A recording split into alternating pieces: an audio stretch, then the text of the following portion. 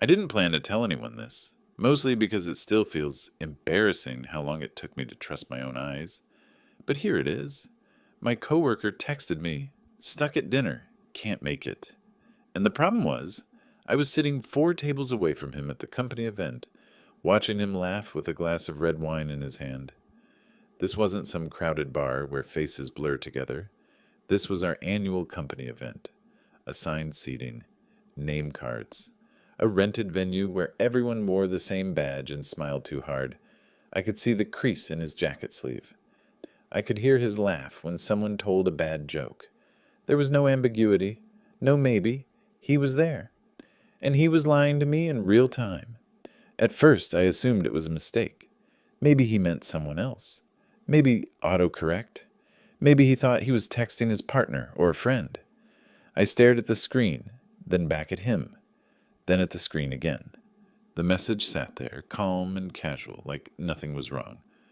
I didn't reply right away. For context, this guy wasn't a random coworker. We worked closely. Same department. Same projects. The kind of relationship where you cover for each other during meetings, where Slack messages turn into quick side calls, where trust is quiet but necessary. He was also supposed to be sitting at my table. His name card was still there, untouched, angled slightly toward an empty chair. When I finally looked back up, he had shifted in his seat. Not dramatically, just enough to turn his back slightly to the room. That's when I felt it, the first real flicker of discomfort. Not anger, not panic. Just that low, tight feeling you get when something doesn't fit and your brain hasn't caught up yet. I typed, "Oh, thought you were coming tonight." I deleted it. Then I typed nothing. I watched instead. The event moved on the way these things always do. Speeches, polite applause, people pretending to listen while mentally checking the bar line. But I couldn't stop tracking him in my peripheral vision. Every few minutes he checked his phone. Every time his face stayed neutral, controlled, like he was managing something, not enjoying himself. A server came by and asked if anyone else was joining us. I said no. I don't know why. It just felt easier than explaining. 5 minutes later, my phone buzzed again. "Sorry, long story. I'll explain tomorrow." That's when the lie stopped being accidental in my head. Because now he was committing to it, building on it, making future promises to protect it. And I still hadn't responded. I remember thinking, if I call this out now, in the middle of this room, it turns into a scene. And if I ignore it, it turns into something else entirely. So I did what I always do when I don't understand someone's motive yet. I slowed down. I paid attention to details that usually fade into the background. Who he spoke to, who avoided him, who seemed just a little too aware of where he was sitting. That's when I noticed his badge. It wasn't clipped the way it normally was. Usually he wore it high, visible, almost performative. Tonight it was tucked slightly under his jacket lapel, like he didn't want it catching attention. Small thing, easy to miss. But once I saw it, I couldn't unsee it. Then I noticed something else. Our manager hadn't acknowledged him. Not once. No wave, no nod, no quick check-in. Which was strange because our manager was the type who made rounds, shaking hands, collecting quiet loyalty points. Skipping him felt deliberate. My phone stayed face down on the table after that. I didn't want to look desperate. I didn't want to look like someone waiting for instructions. I wanted to look normal. Inside, I was running quiet questions on a loop. Why lie to me specifically? Why pretend not to be here when being here was expected? And why now? I took a sip of my drink and felt the weight of the answer forming before I had proof. Whatever this was, it wasn't about missing dinner. It was about control. About shaping a version of reality where I said nothing, confirmed nothing, and could later be positioned however he needed. Across the room, he laughed again, louder this time, and in that moment, I understood something that changed how the rest of the night would go. This wasn't a misunderstanding waiting to be cleared up. It was a move. I just didn't know yet how far he was willing to take it, or how much he expected me to play along. I didn't confront him that night, Not because I was scared, and not because I didn't know what to say, but because I wanted to know what he thought I would do. I replied with something neutral, almost careless. No worries. Hope it's going okay. The message delivered. No typing bubble. No reaction. Across the room, he didn't look at his phone. That's when the irritation started to creep in. Not hot, not explosive, but steady. The kind that settles behind your eyes when you realize you're being managed. I wasn't part of a mistake. I was part of a plan. I started doing small, normal things, the kind no one notices unless they're already watching. I leaned over to someone from finance and asked if they'd seen him yet. Casual tone. They shook their head.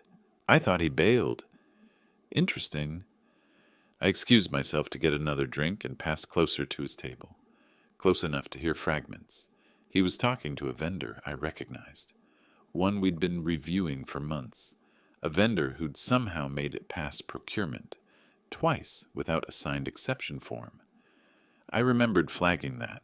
I remembered being told it was handled. He wasn't acting secretive. That was the part that bothered me most. He looked comfortable, like someone who believed the room was already arranged in his favor. I checked the seating chart near the entrance, something I'd never cared about before. His name was listed at my table, not reassigned, not marked absent, just empty. Back at my seat, I noticed a Slack message pop up in a department channel. Looks like some folks couldn't make it tonight. Hope you're enjoying dinner. Posted by him, from his phone, time-stamped 5 minutes ago. My jaw tightened. He was building a public version of the lie now. Not just for me, but for anyone scrolling casually, half paying attention. He was normalizing his absence while physically being present. That takes confidence, or experience. And that's when it clicked. This wasn't the first time he'd done something like this. It was just the first time I'd been positioned close enough to see both sides at once. But that was just the beginning. Because as the night went on, the asks started to surface. Not directly, not yet, but through implication. Our manager stopped by my table, smiled, and said, "Shame he couldn't make it tonight. You two are always joined at the hip." There was something careful in the way he said it, like he was noting my reaction more than stating a fact. I smiled back, said nothing. A colleague leaned over later and whispered, "Hey, if anyone asks, he had a family thing, right?" I asked, "Who said that?" She shrugged. "Thought you knew." That's when the unfairness landed fully. I hadn't agreed to cover for anyone. I hadn't been asked. But suddenly I was the implied alibi, the quiet confirmation. If I didn't correct the story, I'd be complicit, and if I did, I'd be the problem. I realized then that the lie wasn't about hiding from the company. It was about testing loyalty, about seeing who would smooth the edges without being told, who would protect him by default. I watched him again, still laughing, still relaxed. He glanced up once, briefly, scanning the room, and our eyes met for half a second. Not surprise, not fear, just calculation, like he was checking whether a door was still closed. That look decided it for me. I wasn't going to expose him on impulse. I wasn't going to play hero. But I also wasn't going to be used as cover for something I didn't understand yet. So I stopped answering questions. I stopped filling silence. I let the gaps stay awkward. And as the night wound down, something shifted. People started leaving. Coats came out. Goodbyes stretched longer. And quietly, without drama, he stood up, slipped his badge into his pocket, and left through the side exit. No announcement. No wave. My phone buzzed 10 minutes later. "Thanks for having my back tonight." I stared at that message longer than the first one, because now I knew exactly where he thought I stood. And I knew something else, too. Something colder and clearer than anger. If he was confident enough to assume my silence meant loyalty, then whatever he was hiding had real weight behind it, real consequences, and sooner or later, someone was going to carry them. I just hadn't decided yet who. I didn't sleep much after that night, not because I was angry, but because my brain wouldn't let the pattern go. Once you see two versions of reality at the same time, you can't unsee them. One version where everything is normal. Another where every normal thing suddenly has edges. The next morning he acted exactly the way I expected him to. Casual, friendly, a little too relaxed. He sent a message around 9. "Thanks again. Hope I didn't put you in a weird spot," I replied with a thumbs up. Nothing else. At work, he avoided direct conversation. Not fully, just enough to keep it light. Jokes in group settings, silence in private. He was managing distance now, not absence. That was new. I started replaying the last few months with fresh eyes, not emotionally, methodically. Missed meetings that were explained away as calendar glitches. Vendor calls that didn't include procurement. Decisions that landed already finalized, like gravity had pulled them there without process. At the time, it all felt messy but harmless. Now it felt efficient. I pulled up my sent emails, then Slack, then calendar logs. I wasn't looking for proof of wrongdoing. I was looking for consistency. Because real mistakes are noisy, patterns are quiet. And there it was. Meetings that existed on his calendar, but not on mine, despite being relevant to my work. Vendor domains that appeared repeatedly in his inbox, but rarely in shared threads. Approval chains that skipped steps, but always landed where he needed them to. None of it screamed scandal. That's the thing people misunderstand. Real problems at work rarely announce themselves. They hide inside reasonable exceptions and temporary workarounds. I remembered the vendor from the event, the one he'd been talking to so comfortably. I checked the contract file. Still pending, still missing a compliance sign-off, still somehow moving forward. Then I noticed the timestamps. Late nights, early mornings, messages sent just outside standard hours, when oversight is thinner and people are less likely to question momentum. And woven through all of it was one constant, plausible deniability. That's when it hit me. The lie at the dinner wasn't about hiding where he was. It was about splitting reality, creating a version of events where he could later say, "I wasn't there," or "I couldn't attend," depending on who asked. It gave him flexibility, and flexibility is power.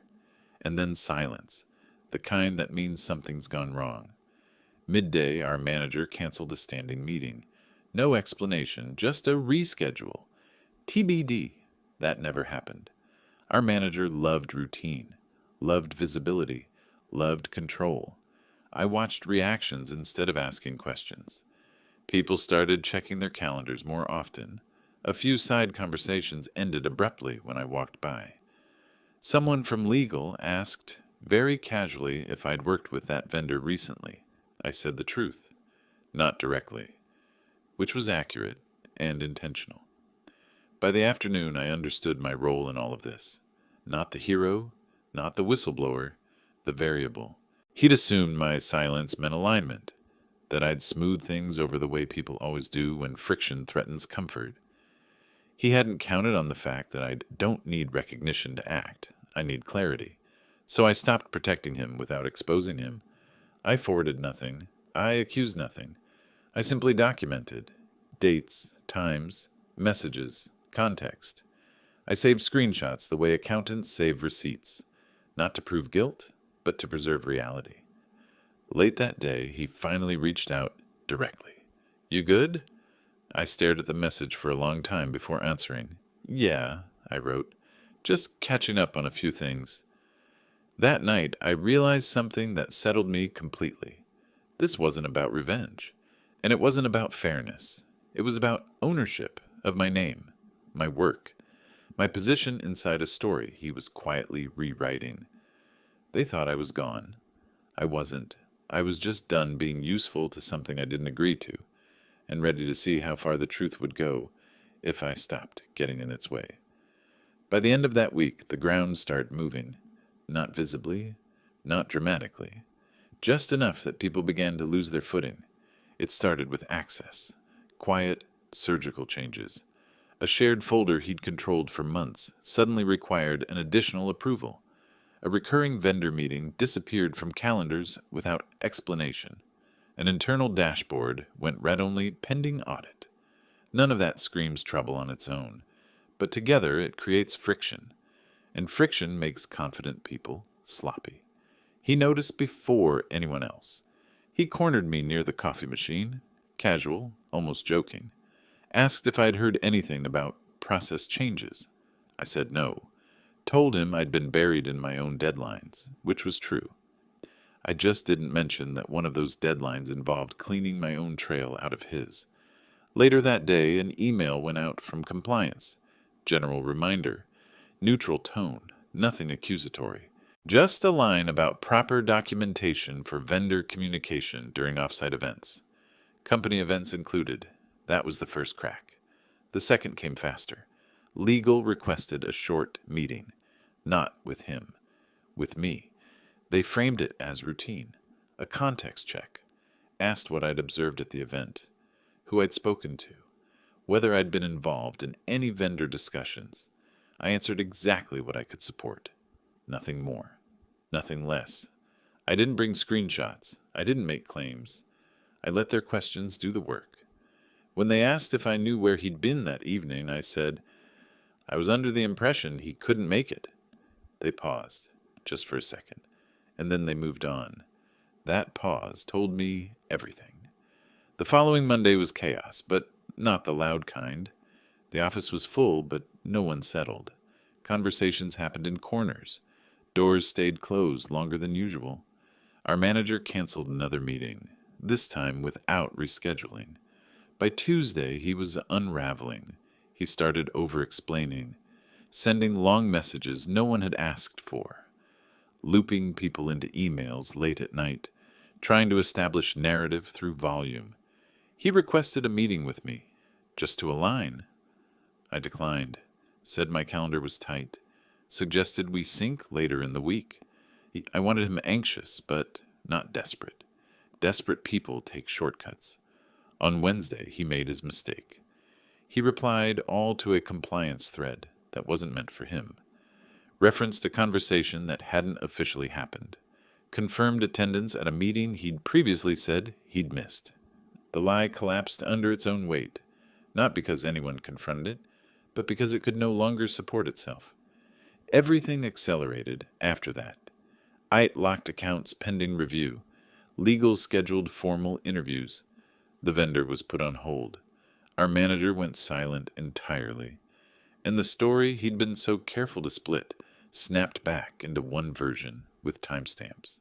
He tried to talk to me once more, this time not casual. He asked if I'd said anything. I told him the truth. I answered questions. He stared at me like I'd broken some unspoken rule. By Friday, HR asked him to step into a conference room. No warning, no build-up. Just an invite that arrived 10 minutes before the meeting. He didn't come back out. An hour later, security walked him to his desk. No announcement, no spectacle. Just quiet boxes and careful eyes. People pretended not to look. Everyone looked. That afternoon, our manager sent a company-wide message. Carefully worded.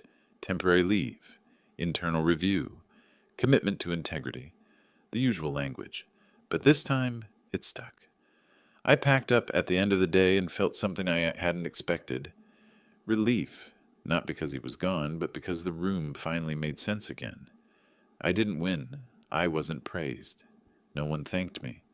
And that was exactly how it should have been. Because the truth didn't need a champion. It just needed me to stop holding it in place while someone else bent it. The quiet afterward was the strangest part. No follow-up meeting. No whispered congratulations. No dramatic explanation filling in the gaps. By Monday, his name was already gone from shared folders. His calendar invites disappeared one by one, like they'd never existed. People adjusted faster than I expected. That's what offices do. They absorb disruption, smooth it out, and keep moving. Our manager came back the following week. Shorter emails, fewer jokes, a different tone. The vendor contract was formally terminated, pending review, which everyone understood meant never. Procurement reasserted control. Compliance added a step that coincidentally made the same maneuver impossible to repeat. No one mentioned the dinner. I didn't either. HR called me in once more, briefly. This time it wasn't investigative, it was procedural. They thanked me for being clear and consistent. They reminded me not to discuss the matter. I agreed. That was easy. I'd already said everything that mattered. 2 weeks later, my workload changed. Not dramatically, not announced, but responsibilities shifted in subtle ways. I was included earlier, copied on decisions that used to arrive fully formed, given ownership instead of cleanup. It wasn't a reward. It was trust. Quiet, functional trust. The kind that doesn't need a speech. I realized then that the outcome wasn't his removal. That was just a consequence. The real ending was simpler. I'd stepped out of a story that wasn't mine. For months, maybe longer, I'd been filling negative space, covering gaps, translating chaos into coherence so things would keep moving. I told myself it was teamwork, professionalism, being easy to work with. But somewhere along the way, that turned into silence when clarity was required. That stopped the moment he assumed my silence meant permission. I never heard from him again. No apology, no accusation, no attempt to explain. The last thing he sent me, days before everything collapsed, was still there in our chat history. Thanks for having my back tonight. I didn't delete it. Not out of spite. As a reminder. Because the lesson wasn't about catching a lie or watching someone fall. It was about understanding how easily normal people become infrastructure for someone else's choices, and how powerful it is to simply opt out. Now, when something doesn't line up, I ask questions early.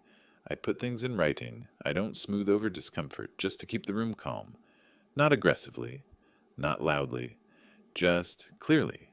The company moved on, so did I, and every now and then when I'm at an event or in a meeting and someone tells a story that almost works, but not quite, I think back to that text, buzzing quietly in my pocket while the truth sat 4 tables away.